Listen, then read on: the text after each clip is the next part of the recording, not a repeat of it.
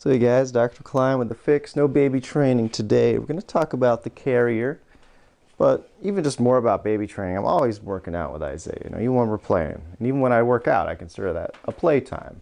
Just did one this morning. I did a run with the carriage, but also just holding him for some foundation training, getting him in contact with the ground. I like doing outside now so he can play with the grass. Even just holding him in the positions and the breathing. Doing the founder and the Cossack squat, the forward fold. Not in the carrier. Sometimes I'll do it with the carrier, but even just holding him and just letting him play around. Or even just setting him in the grass to explore a little bit. Then you pick him up again. And as he gets older, now he's thinking about crawling, right? You want to crawl to encourage him. So these are just some ideas, and maybe I'll make more about this in the future, but I want to talk about the chains of the body, the muscular chains of the body, and how it works in the carrier. There's a few things I like about front loading the body. I used to carry my backpack this way too. Why? Because a lot of people, we pinch the shoulder blades, right? So we got Billy Bones over here.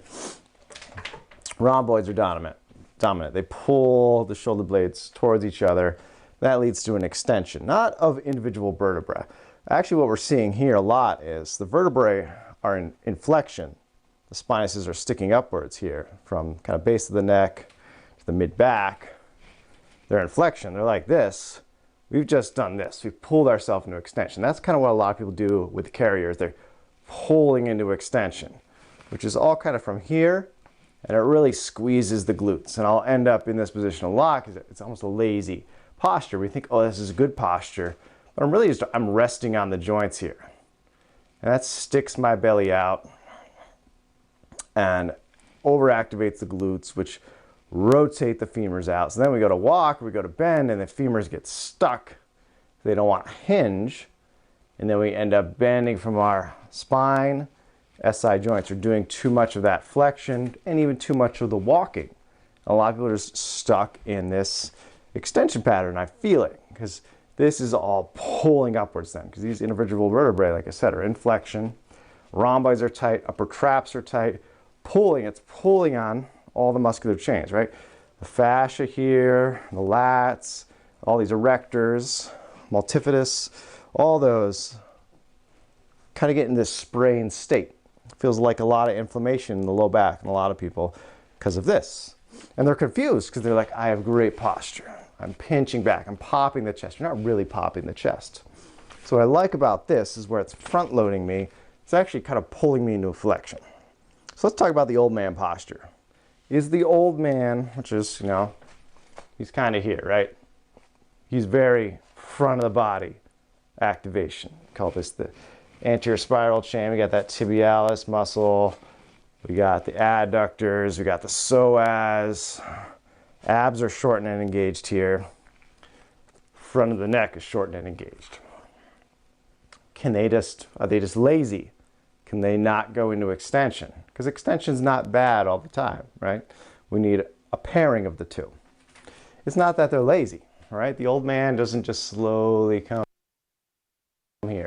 He was a man with too much glute activation, jamming these lumbar spines forward, created arthritis and disc degeneration, and now he has to pull pressure off. He has to bring these vertebrae in the bottom, which are now in extension, L4, L5, L3, are in extension. Now he has to pull them into flexion. So he ends up here. He can't extend because, it's not a tightness issue. It's an arthritic issue, right?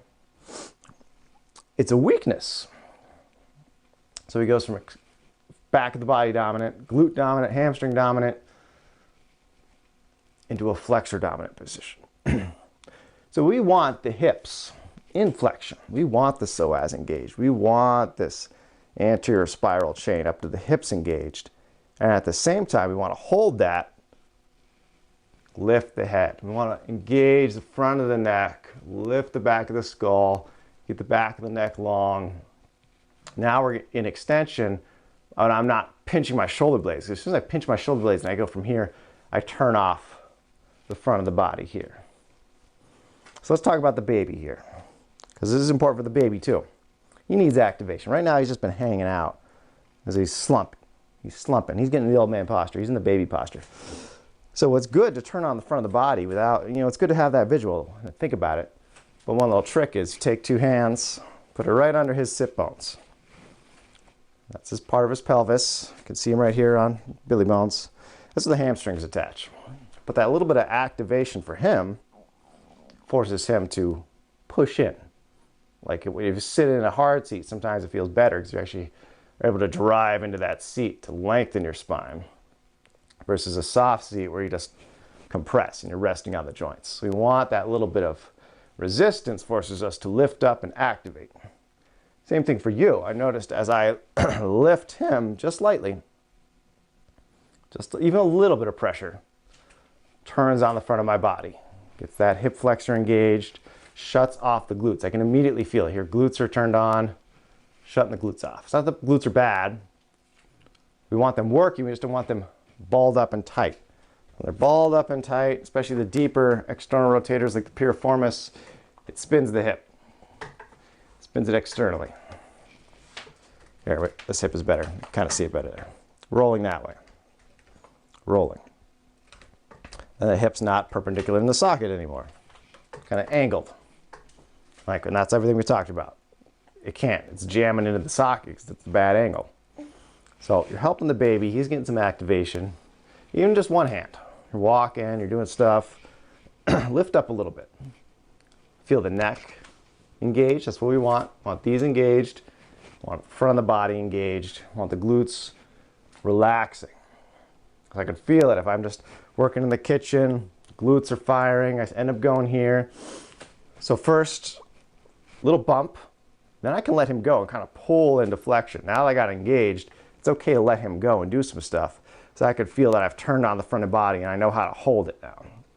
Now you're probably going to feel, might feel like activation back in the glutes, but it's actually a stretching sensation, hopefully, because we get this little bit of a anchor where the hips are rolling in, squeezing, and that's going to stretch the glutes, stretch the piriformis. And then we're not letting our body dump into flexion, we're still lifting the head. And as we lift the head, we continually pull the hip back behind us. That way we're getting the best of both worlds. We talked about how flexion is bad, not external rotation. Extension is bad. It's not that they're bad, we want to combine them. Because most people have the same problems, which is tight glutes, hips open, pelvis is forward to the shoulders. And we're pulling the head back. Now there's just lazy posture. Sometimes lazy people have it better. They fall into this lazy posture because it helps activate the front of their body. It's natural. They just need to now think, okay, now I just need to lift my head while holding on to this activation. So positions like this, like in foundation training, which are the founder, are designed to train you to pull the head back while we pull the hips back, which is tough for a lot of people to feel. And a lot of people want to get the low back to work for them. They're always pulling from the low back. And I can tell they're jamming their shoulders into their ears. Everything's reaching again. We talked about this upper trap dominance where everything's going into flexion up here. Shoulders love to rise. You can tell by the breathing because they're shoulder breathers, especially here. Breathing from the shoulders. Even with the baby straps down, I could feel that those shoulders want to do the breath. Here, just holding on to the baby, kind of pins my shoulders down. Which is what the whole sphere of tension is designed for. The long wing positions in foundation training are designed for, is to hold that shoulder in the socket, strong rotator cuff activation, keeping it pinned into the socket. Here, elbows kind of wide, and now I breathe. I can feel all the rib cage expander muscles working. Just walking, holding this baby. I can feel the front of my body's turned on and the breathing is turned on. So the serratus muscles are rib cage expanders. So we got from the neck, the couple ribs here up top, lumbar spine to the bottom ribs. Inside, underneath, we have serratus anterior. Runs to the sides of the rib cage. That's the width expander. So all these, along with the diaphragm, right, which we know sits here, sits in the front. A lot of times not belly breathing. We're not pushing the belly out. We're expanding the rib cage 360 degrees. So if it's more of like an intra-abdominal breath, When you're weightlifting, that's okay. You're sticking the belly out a little bit more, but you still want. That's why we just train pulling the belly in and long in foundation training, because we're so used to pushing the belly out. It's okay to push the belly out when you're weightlifting. We want to fill everything up still. We're trying to fill up that low. It feels like I'm getting skinny down low, lengthening, getting big and broad, widening the collarbones, inflating the chest with muscular contraction, not inflating the chest with extension, right?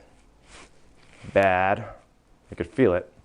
Turns the glutes on versus shutting the glutes off. Pushing the ground away is a great cue. Your legs are pushing the ground away, like you're at the start or even at the bottom. Think you're bottom of a back squat. What are you doing? Your legs are pushing. You should be driving up against all that weight. So you got a lot of weight on you anyways. Even without weight, it just helps to imagine sometimes, and that's why I encourage strength training, is pushing the ground away. Deadlift, same thing. You're pushing the ground away with your legs. So a light version of that is going on. We're pushing the ground away, lengthening our spine by driving the heels into the ground, activating the feet, the tripod of the foot, that anterior spiral chain of muscles, that kinetic chain. Shuts off the glutes, allows us to breathe, allows us to now work on the shoulders. We can't really work on the shoulders until we get the foundation right, until we get the hips where we want them. Because then we can actually feel the tightness in the SCMs, the front of the body, the tightness in the pectorals. Just pulling back, don't really get much of a stretch. If I press the ground away, then I think about opening up the arms. Holy crap. When I maintain what I've started down here, maintain the foundation, that little bit of flexion, that engagement of that chain, don't let go of it. Breathing wide, holding the length of my spine, pressing out, even just simple motions, rotating, feel all this stretching, back of the neck, upper traps, stretching. Isaiah feels it. And that's what we're trying to go for. So that's carrier, good for you, good for him. Another thing I'm doing here is I got a little blanket, his blanket, underneath his lumbar spine. Get a little bit of curve going, right? Because babies are born, they're C-shaped, like the old man, like we said. So a little bit of curve, a little bit of press. He's already got a strong neck, that's why I'm flipped this way. He's a little advanced there. Just need to get his hips going. He needs to get those hips working. So crawling will be the next stage. But first we need to teach him to activate, resist gravity. And that's the same thing you're trying to do, is resist gravity. So that's a good little cue, good little trick. Don't need a baby. Put a backpack on, flip it around. Get some books in there. You could feel that kind of, as it pulls the shoulders away from each other, kind of stretches those rhomboids. You feel like that's bad posture, but it actually activates, helps us activate the front of the legs, because now we're front loaded. Same thing with the front squat. That's why I kind of like it. Hard to extend when you got a barbell there. Or you're lifting up. That's immediately going to engage the front legs. Even back squat, same thing. A lot of people can just trick their way out of it. You can cheat your way out of anything, right? Backpack in the front isn't going to solve all your problems. Just as a little cue to help you think. Okay, activate that chain in the front. I still have to now lift the head in response. So it just takes away one of the steps. Helps encourage one of the other steps. Then you're ready to go for a walk. All right? Been Dr. Klein from The Fix, little Isaiah. Ooh, you see yourself? Ooh.